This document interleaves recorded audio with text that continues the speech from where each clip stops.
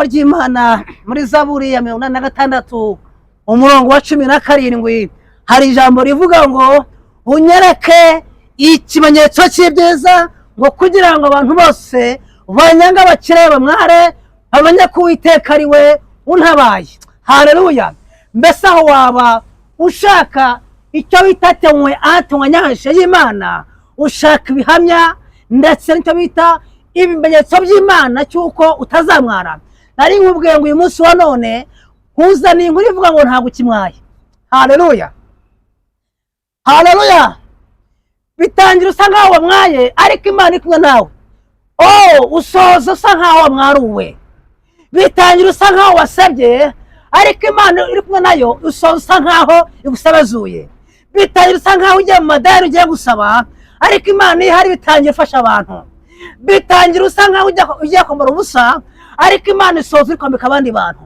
Igihe Imana yavuganye nawe izaguha ibyiza, izakwereka ikimenyetso cy'ibyiza, ikwereka ibibazo ariko imbere hari ibisubizo. Haleluya. Umunsi umwe Tabita yakoze igitangaza, arangije afasha abantu, akazajya afata imyenda y'ibicecete atadera abantu babakene akabashyira imyenda bakambara. Aza gupfa ariko wapfakazi yagiye ashyira imyenda yadodadoze umucecete abantu bashigaje. Baravuga ngo uyu muntu ajya twambika. Muraho neza abakurikiye Ivan Entertainment, murakoze kuba mukomeje kudukurikira, muri abakunzi bakadasohoka, muri inshuti nziza. Uwo muri kubona ni Boaz umuhanuzi, akaba ari n'umuririmbyi, akaba ari n'umwanditsi w'indirimbo. Rero rwose yaramaze igihe tutamubona, ariko uyu munsi namubazaniye. Ndagira ngo rero natinze muhe umwanya, narangiza atwibwire rwose, atwibwire ariko nk'umuhanzi, atwibwire nk'umuhanuzi. Uhawe ikaze Boaz. Merci beaucoup. Muraho neza, amahoro y'Imana mane namwe, kandi Yesu abahezagire, abaho umugisha, abakomeze.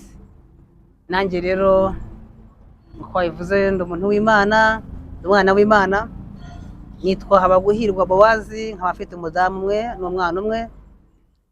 Benshi barambwira ngo umwadepera ariko ntabwo ariho nshingiye cyane, ahantu hose basenga Imana turumvikana cyangwa bavuga Imana neza. Hanyuma rero ndi umuhanuzi nk'uko bivuze kuva kera kose, hano muririmbyi n'umwanditsi w'indirimbo, akenshi nkunda no kuzigurisha, ariko Imana ibaha umugisha, murakoze cyane, ndabakunda.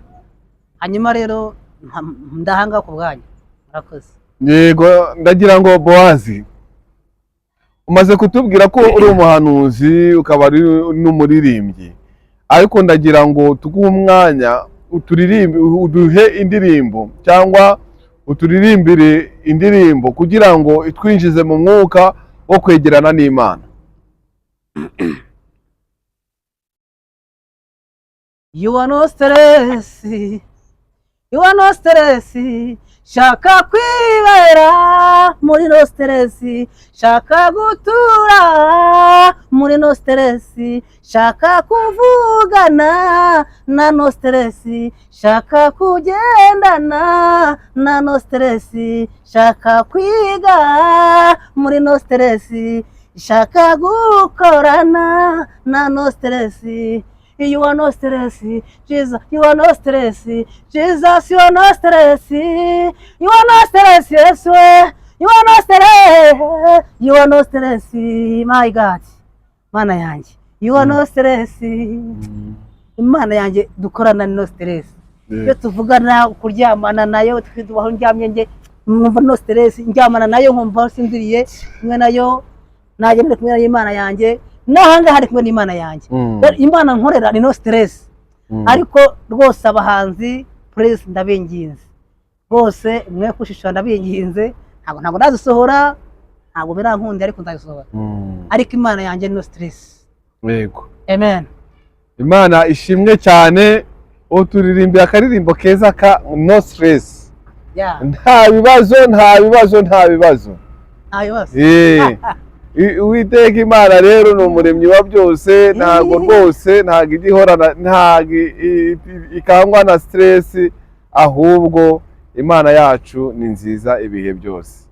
Rero ndagira ngo ubwire ubwoko bw'Imana ijambo ry'Imana, nk'uko twabibabwiye ko turi babwire ijambo ry'Imana. Ndagira ngo aduhe ijambo ry'Imana ritwinjiza mu mwuka wo kwegerana n'Imana neza. Amen. Amen.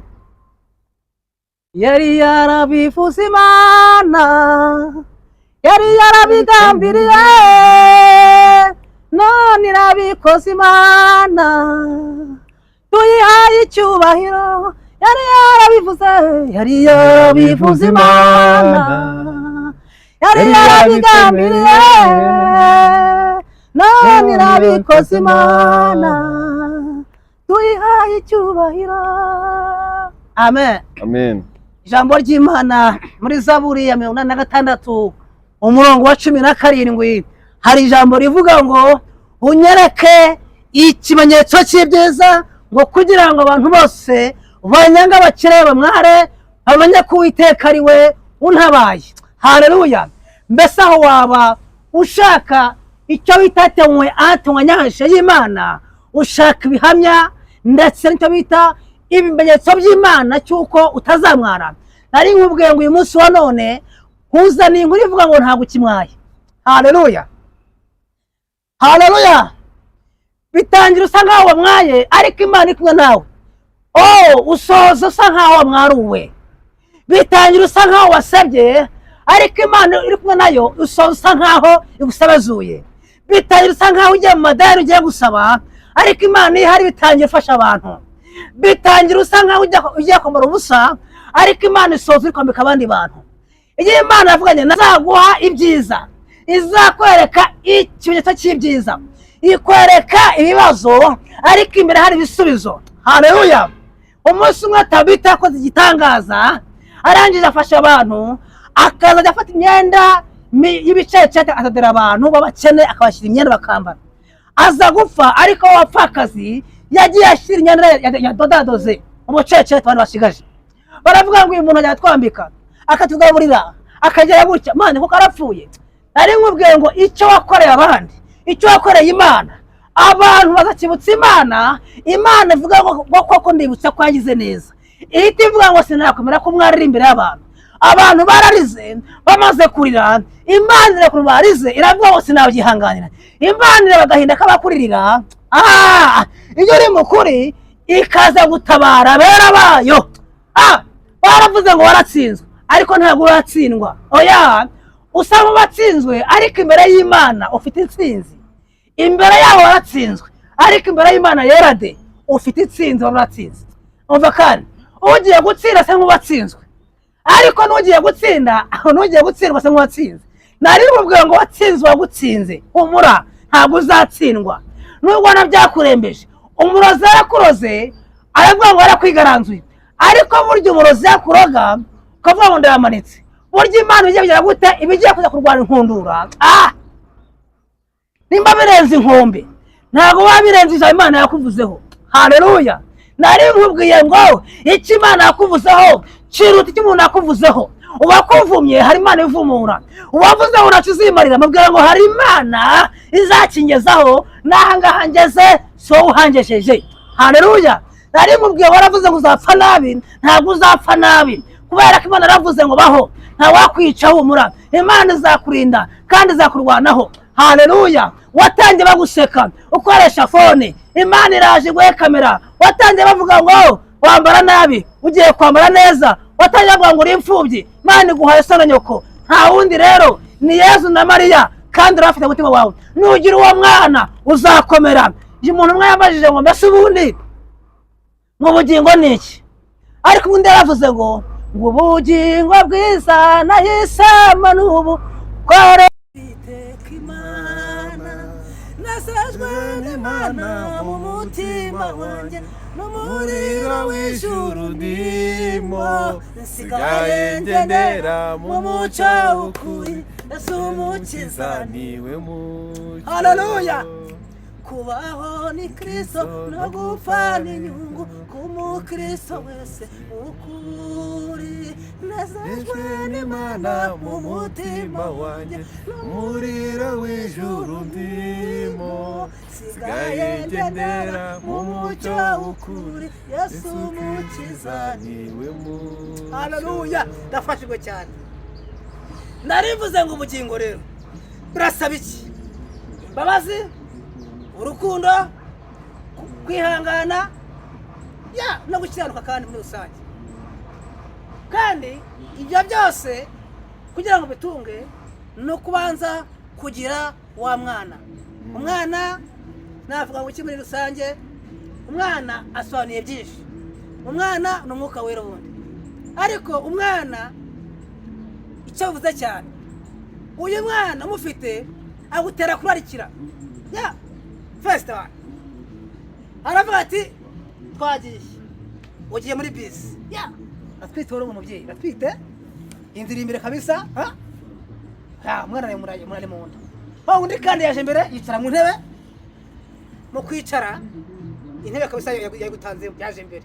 Ariko wowe uraje umuntu utwite urahagarara, ntabwo uvuga ngo mushaka ahantu nicara, ahubwo wa mwana uri ini ukurimwo ahangaha imbere atera umuntu wicayeho ngaho, arakuvuganya akavuga ati haguruka wowe mama yicare. Ariko haleluya, akavuga ati mubyeyi icara, kuko nawe ngize gute ufite umwana urakuriwe, akicara. Uzi ko uyu mwana akwicaza mu ntebe y'icyubahiro? Uzi ko uyu mwana tumurya ibyo utari kuzarya? Uyu mwana arakwambika, uyu mwana arakwimura, uyu mwana arakubahisha, uyu mwana atuma abantu baguhagurukira mu ntebe ukicara.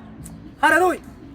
Umwana ubwira ati papa gendera ijoro saa 8, fata vatiri hari ujya mu kabano kure icyoro cyo gushaka abantu ntagishaka, akaza ikironka mu kabano akakizana akagiha umubyeyi utwite akakirya, akabateka noneho natuza. Of course now